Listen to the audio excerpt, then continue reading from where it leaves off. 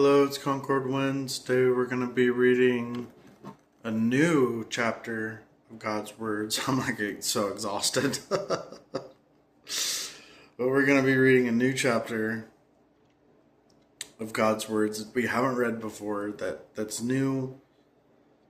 And we're not going to be reading the whole chapter. The whole chapter is like over 100.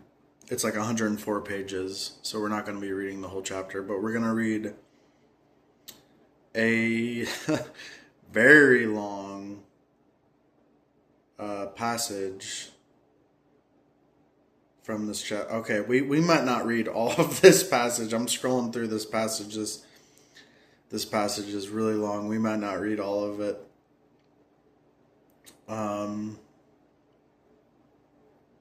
Yeah, there's no way. I still haven't reached the top. Okay. Woo.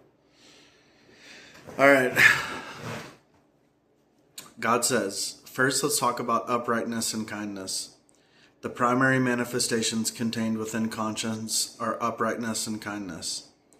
Let's look at this first in terms of self-conduct. How can one tell whether a person is upright and kind from how they conduct themselves? Usually, people with conscience have a boundary for their self-conduct. What this means is that in their hearts they have a standard for how they conduct themselves. For example, when interacting with others, they do not take advantage of them. Is this a standard for self-conduct? Not taking advantage of others when interacting with them is a basic standard for self-conduct. People with conscience and reason have a boundary for how they conduct themselves, handle matters, and interact with others, which is not taking advantage of people. Whether they're interacting with someone poor or someone rich, they do not take advantage of them. They think, other people's money is theirs. No matter how poor I am, I can't take advantage of them. If they are short of money or need help, even if they see that someone else is wealthy, they will absolutely not take advantage of them. If someone helps them, they will find a way to repay them, and will absolutely not just leave it at that. For example, if someone treats them to a meal, they will look for an opportunity to treat them back, or do their best to help when the other person is in need. They believe that only by conducting themselves in this way can they feel at ease in their hearts. You see, isn't this having a boundary for one's self-conduct? This is also a standard for self-conduct. People with conscience can achieve this. If they owe someone money or a favor, they always feel a nagging in their hearts and will be constantly looking for opportunities to repay that person.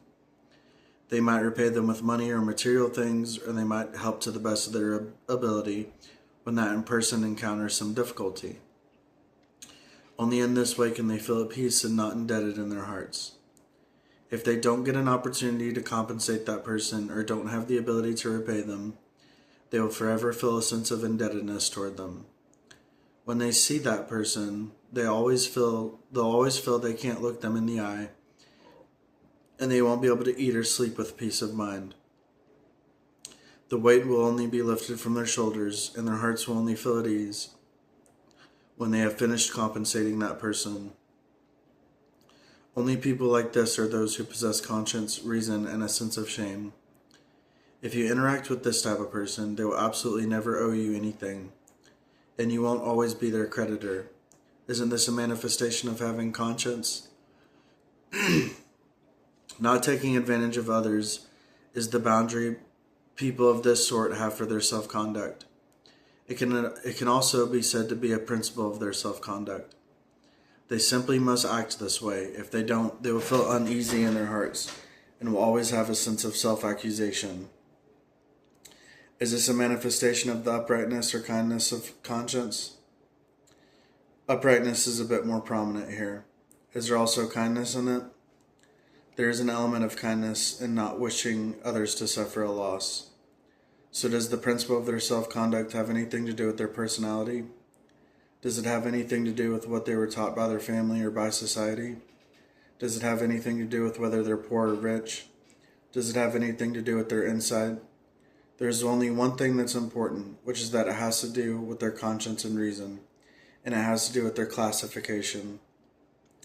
It's only because they possess the qualities of uprightness and kindness within their humanity, and the conscience and reason of humanity, that they conduct themselves in this way, It is not the result of human education. Even if parents do teach their children, they can only teach some doctrines for self-conduct. Parents cannot change their children's nature essence, and they're absolutely incapable of getting their children to do things based on conscience and reason. So this principle of self-conduct basically comes from their humanity.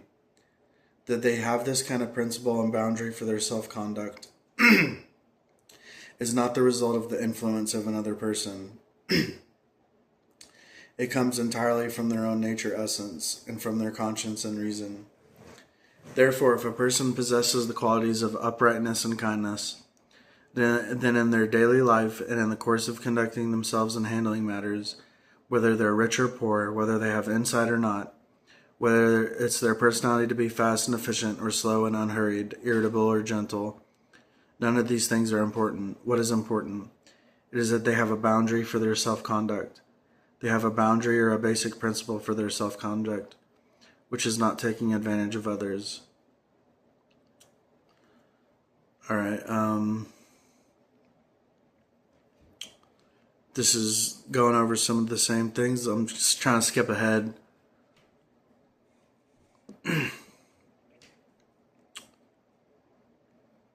An example, is like people without conscience and reason, they borrow things from people and then never give it back, and somebody without conscience or reason, if someone borrows something from them, they'll keep pestering them, asking them to pay them back give them back what they've borrowed, and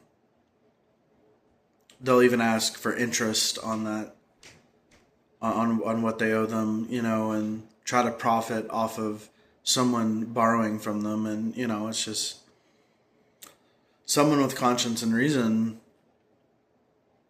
will,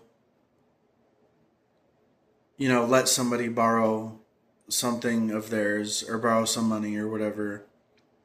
And someone with conscience and reason doesn't expect to be paid back.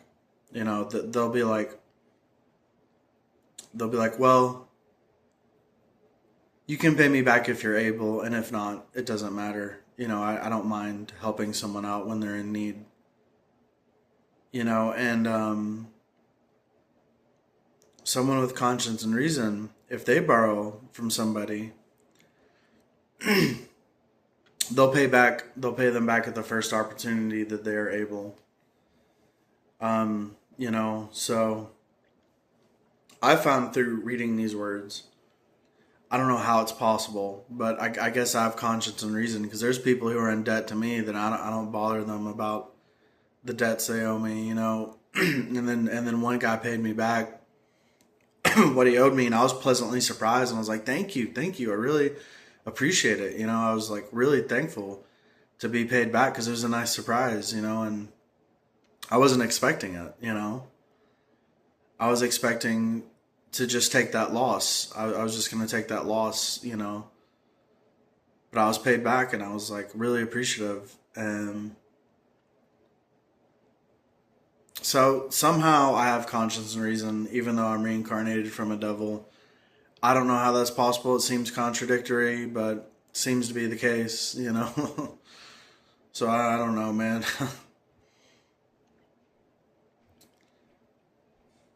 But I guess God has changed my nature essence, because I don't remember always having conscience and reason, And so, because I remember taking advantage of others. Like, I had a friend, I would have him burn CDs for me, and I never thought of, doing anything for him. I was just trying to get as many CDs off of him as I could, trying to take advantage of him, and I mean, I don't have that mentality now. I don't have that nature essence now. I have conscience and reason now. And so I guess God changed me. I mean, it's just another element of my testimony, it's just kind of unbelievable, really, if you think about it. But somehow it is the truth, or at least it's the reality that I live, and I'm pretty blown away by it, Because I don't know how a demon can have conscience and reason, but here we are.